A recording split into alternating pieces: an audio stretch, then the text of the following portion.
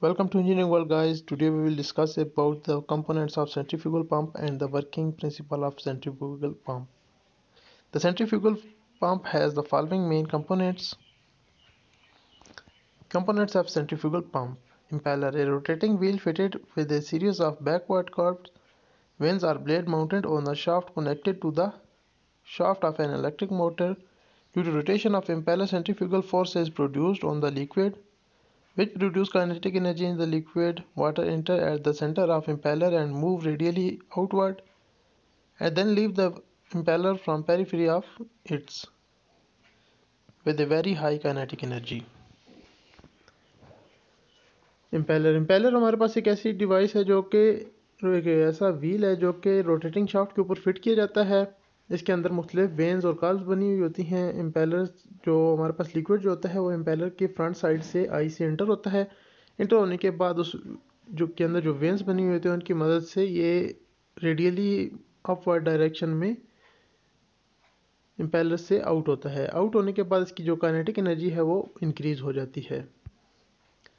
Next component is casing. It is an airtight chamber which accommodates the rotating impeller. The areas of flow of casing gradually increase the direction of flow of water to convert kinetic energy into pressure energy. Casing हमारे पास एक ऐसा air tight chamber होता है जिसके अंदर air नहीं जा सकती। ये ऐसा चैम्बर होता है जो कि इम्पेलर के आउटसाइड पे होता है, जो कि इम्पेलर को कवर किया हुआ होता है। इसका एरिया जो होता है ये जैसे पानी की फ़्लो की डायरेक्शन या हमारे पास जो लिक्विड होता है उसकी फ़्लो की डायरेक्शन होती है, उस डायरेक्शन में इसका एरिया इंक्रीज़ होता जाता है। मतलब जहाँ से लिक्विड इन हो रहा है वहाँ पे इसका एरिया कम होगा, लेकिन जहाँ से लिक्विड आउट हो रहा है वहाँ पे इसका एरिया ज़्यादा होगा। ऐसा करने की वजह क्या है? इसके पीछे रीज़न ये है कि जब हमारे पास एरिया ज़्यादा होता है तो जो काइनेटिक एनर्जी होती है वो प्रेशर एनर्जी में कन्वर्ट हो जाती है। Next component is suction pipe. It is the pipe through which water is lifted from the sump to the pump level. Thus, the pump has its lower end dipped in the sump of water, and the upper end of it is connected to the eye of the inlet of pump. At the lower end, a strainer or a foot valve are also fitted. Next है हमारे पास suction pipe. Suction pipe वो वाला pipe होता है जिसकी मदद से pump जो है वो पानी को सम्प या हमारे पास जहाँ पे पानी की या कोई भी हमारे पास लिक्विड है वहाँ जहाँ पे स्टोर हुआ होता है वहाँ से खींचने के लिए, सक करने के लिए जो हमारा पाइप यूज़ किया जाता है उसे सक्शन पाइप बोलते हैं। सक्शन पाइप का एक सिरा जो होता है वो सम्प के अंदर या उस हमारे बर्तन के अंदर होता है जिससे हमने पानी खींचना है, और दूसरा जो सिरा होता है वो पंप के साथ फिट हुआ होता है। सक्शन पाइप के साथ स्टेनर या फुट वाल्व इस्तेमाल किया जाता है। नेक्स्ट हम देखेंगे कि स्टेनर क्या चीज़ होती है और फुट वाल्व क्या चीज़ होती है। Strainer.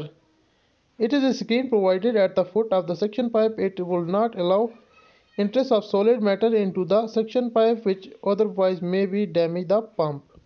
स्टेनर हमारे पास एक ऐसी डिवाइस होती है, एक ऐसी स्क्रीन होती है, फिल्टर होता है एक ऐसा जो कि पंप के अंदर किसी भी किस्म के जो सॉलिड मटेरियल होता है पानी के अंदर या हम कोई भी फ्लूइड जो भी यूज़ कर रहे हैं उसके अंदर, लिक्विड के अंदर, उसको रोक लेता है। ये एक जाली होती है जो कि हमारे पास सॉलिड मटेरियल को रोक लेती है ताकि वो अगर पंप के अंदर जाएँ तो पंप के अंदर डैमेज का बायस बन सकते हैं। The next is foot valve. It is a one direction valve provided at the foot of the suction pipe. It permits flow only in one direction, i.e. towards the pump. Foot valve facilitates to hold the primed water in the suction pipe and the casing before starting the pump. Priming is the process of filling water in centrifugal pump from foot valve to delivery valve, including casing before starting the pump. Football हमारे पास एक ऐसा valve होता है जो कि पानी को सिर्फ एक ही डायरेक्शन में फ्लो करने के अलाउ करता है। ये हमारे पास एक किस्म का NRV जिस तरह हमारी वर्क करती है उसी तरह का फुटबॉल वर्क करता है। फुटबॉल भी होता है कि ये पानी के सिरा होता है उसके साथ लगाया जाता है। ये सिर्फ पानी को पंप वाली साइड पे जाने देता है, जबकि पंप से वापस पानी को सांप के अंदर नहीं आने देता। इसका यूज़ इसलिए किया जाता है कि जब हम पंप को सेंट्रीफ्यूगल पंप को चलाने से पहले उसकी प्राइमिंग की जाती है। प्राइमिंग ये होती है कि आप सेंट्रीफ्यूगल की जो सक्शन लाइन है वो और डिस्चार्ज वाल्व तक पंप को कंप्लीट हमारे पास जो भी लिक्विड होता है उससे भरना पड़ता है। जो भी वर्किंग होता है, अगर पानी यूज़ कर रहे हैं, पानी का पंप लगा हुआ है तो पानी को उस एंड तक भरना पड़ता है। उस तक भरने के लिए फुट वाल्व का इस्तेमाल किया जाता है। फुट वाल्व ये करता है कि प्राइमिंग जो हो रही होती है उसके पानी को दोबारा फिर सामने नहीं आने देता। Next component is delivery pipe. Delivery pipe is used for delivery of liquid. One end of it is connected to the outlet of pump, while the other deliver the water at the required height of to the delivery tank. It consists of following components. Delivery pipe हमारे पास वो वाला pipe होता है जो कि पानी को pump से जो डिस्चार्ज हो रहा होता है पानी उसको डिलीवरी टैंक जो होता है या जहाँ पे हमने भेजना होता है वहाँ तक भेजने के लिए जो पाइप यूज़ किया जाता है उसे डिलीवरी पाइप बोलते हैं। डिलीवरी पाइप के components delivery gauge. This gauge is connected on the delivery side of the pump to measure the pressure on the delivery side. Delivery gauge pump की delivery side पे लगी हुई होती है और जो हमारे पास जो आउटलेट पंप का जो प्रेशर होता है या डिलीवरी प्रेशर जो होता है उसको मेजर करने के लिए यूज़ की जाती है। Gate valve on the delivery side of the pump to control discharge. ये हमारे पास डिलीवरी साइड पे एक गेट वाल्व लगा होता है जो कि डिस्चार्ज को कंट्रोल करने के लिए यूज़ किया जाता है कि हमने डिस्चार्ज बंद करना है या डिस्चार्ज कितना डिस्चार्ज भेजना है उसको कंट्रोल करने के लिए डिलीवरी वाल्व यूज़ किया जाता है। Next component is shaft. It is a rotating rod supported by the bearings. It transmit mechanical energy from the motor to the impeller. Shaft हमारे पास एक ऐसी रॉड होता है जो कि इम्पेलर्स को एनर्जी प्रोवाइड करता है। ये मोटर और इम्पेलर के साथ कनेक्टेड होता है। ये मोटर से मैकेनिकल एनर्जी लेके इम्पेलर को प्रोवाइड करता है जो कि फिर आगे फ्लूइड की एनर्जी को काइनेटिक एनर्जी में चेंज कर देता है। Air relief valve. These are the valve use to remove the air from casing while priming. Priming जब हम उसके अंदर आपको बताया था कि प्राइमिंग वो वाला प्रोसेस होता है जो कि पानी को फिल करने के लिए यूज़ किया जाता है पंप स्टार्ट करने से पहले। तो प्राइमिंग करते वक्त हम एयर वेंट जो होता है या एयर वाल्व जो होता है उसको खोल देते हैं जिसकी वजह से हमारे केसिंग के अंदर या हमारी जो सक्शन या डिस्चार्ज लाइन होती है उसके अंदर जो एयर होती है वो वहाँ से रिमूव हो जाती है। Working of centrifugal pump work on the principal that when a certain mass of fluid is rotated by an external source it is thrown away from the central axis of rotation and centrifugal head is compressed which enable it to rise a higher level।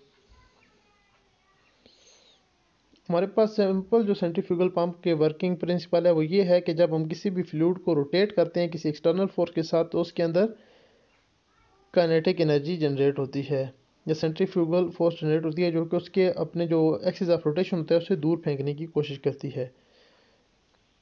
वो वाली force जो होती है ये इसी force की मदद से पानी जो है ये कम ऊंचाई से ज़्यादा ऊंचाई पे हाइट पे इसको भेजने के लिए यूज़ किया जाता है। ये एक जगह से दूसरी जगह ट्रांसफ़र करने के लिए यूज़ किया जाता है। In order to start a pump, it has to be filled with water so that the centrifugal head developed is sufficient to lift the water from the sump. The process is called priming. Next हमारे पास priming process है वो आपको पहले मैंने बता दिया है। Pump is started by electric motor to rotate the impeller. हमारे पास पंप जो होता है इसको इलेक्ट्रिक मोटर से इम्पेलर को रोटेट करवाया जाता है। Rotation of impeller in casing full of water produce force vortex which creates a centrifugal head on the liquid। हमारे पास जब रोटेटर पैलो जो होता है ये रोटेट करता है सर्कुलेट करता है केसिंग के अंदर और वाटर के साथ या हमारे पास जो लिक्विड होता है उसके साथ फिल हुई होती है तो उसमें फोर्स वर्टेक्स जनरेट करता है जो कि सेंट्रीफ्यूगल हेड को बनाता है। The delivery valve is open as centrifugal head is impress. जब हमारे पास सेंट्रीफ्यूगल हेड बन जाता है तो डिलीवरी वाल्व को ओपन किया जाता है। The result in flow of liquid in an outward radial direction with high velocity and pressure enabling the liquid to enter the delivery pipe। Delivery valve को open किया जाता है तो जो लिक्विड होता है वो हाई प्रेशर के साथ जो है डिलीवरी वाल्व के अंदर जाना शुरू कर देता है। उसके अंदर जो हाई प्रेशर होता है उसको लिक्विड की एंट्रेंस जो होती है उसके अंदर उसको इनेबल कर देता है। Partial vacuum is created at the centre of impeller which make the sump water at atmospheric pressure to rush through the pipe. हमारे पास जब पानी डिलीवर हो रहा होता है तो जो इम्पेलर की आई होती है जो इम्पेलर का सक्शन लाइन होती है वहाँ पे वो वैक्यूम पैदा कर देता है। हमारा जो सम्प में वाटर होता है उसका प्रेशर एटमॉस्फेरिक प्रेशर पे होता है। जब उसको वैक्यूम मिलता है तो उस पाइप की मदद से उसको सक करके इम्पेलर के अंदर ले आता है।